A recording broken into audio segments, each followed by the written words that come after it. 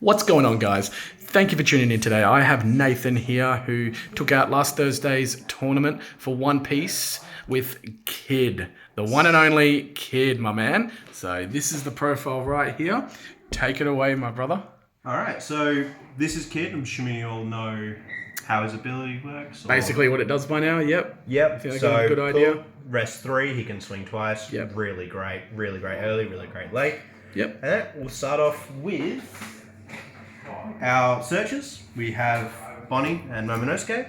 4 of Bonnie, 2 of Momo. Yep. Momo because I personally run less Lana Wano, and Bonnie because I have, more higher cost supernovas. Cool, no worries. Next, into your early blockers, staple in every deck Staple. is your Bege. So we run 4 of them. Yep, 4 of your 1 cost 1k Beges. And they're good against Rush. They're good against pretty much everything. You can take a 10k CAC with him. Really great. Love him. Run 4 all the time. Beautiful. Next is our first event, which is Paradise Waterfall. I only run 2 because I've got a lot of cycle, a lot of draw on the deck. Mm-hmm. So I see them pretty often. He's great to find in your prize pool. Really useful. 2k counter is always great. And the restanding is really good for your blockers. And the trigger effect is good? Trigger effect, yes. KO rested opponents, rested characters. The cost of 4 less. Mm-hmm, mm-hmm. Great with some other cards that rest 4 or less. Yep. Beautiful. Next is your block killers. 2 cost 2k blockers. Useful, has the draw effect. Just your regular early game blockers. Good late when you have more character on your field, so you can draw more. Excellent. No worries. Yeah. Run 4 of him because you always need more blockers. Yep. I run 3 Nekomamushi because of carrying out your 1k blockers, your 1 cost blockers, your 2 cost blockers, and your 3 cost Enemaras, especially in blue, to get rid of their really annoying effects. Yeah, just run 3 of them because again, got enough cycle to find them pretty easily. Beautiful. Next, I only run 1 of the Punk Gibson. So why don't you run 1 of these, just quickly? The secondary effect isn't really that useful. Okay.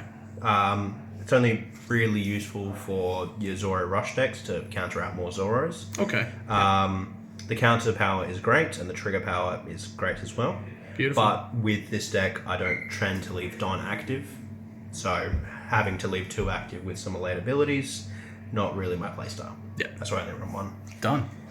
Next, we have your regular killers.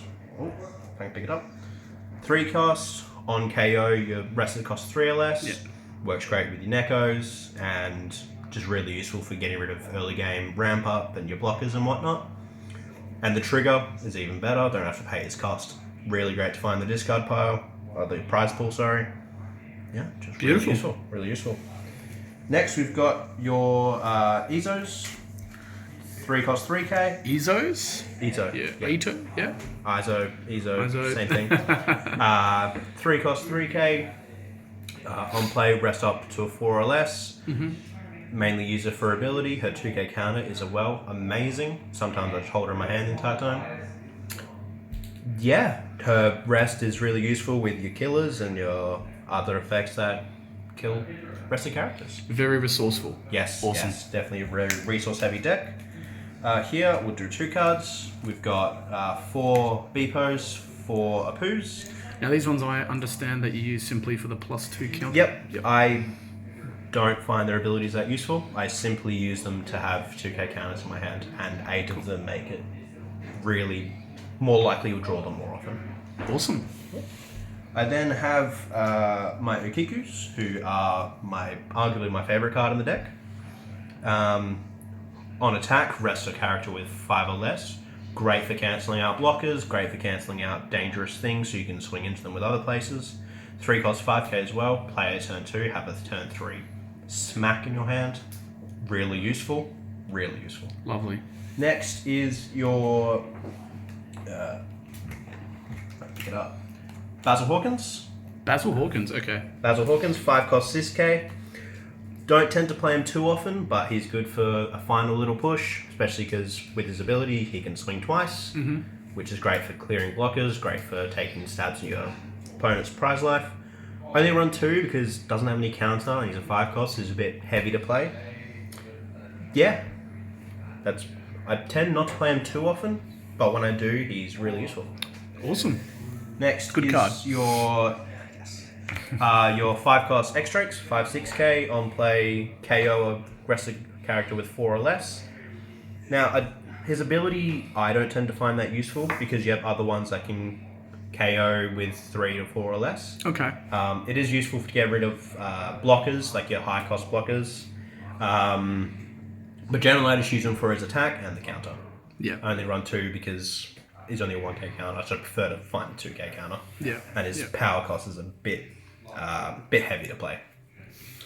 Next, you've got my other favourite card in the deck, which is your 5/6k Blocker Laws. Now this guy's the MVP of the deck, This right? is my, Maybe little bit MVP, little bit, he gets you to late game. Okay. He is your mid-game sort of tide over to get into your playing your big cards. Blocker ability is great. His on-play is great, especially with some of your lower cost cards we seen earlier. Really like him.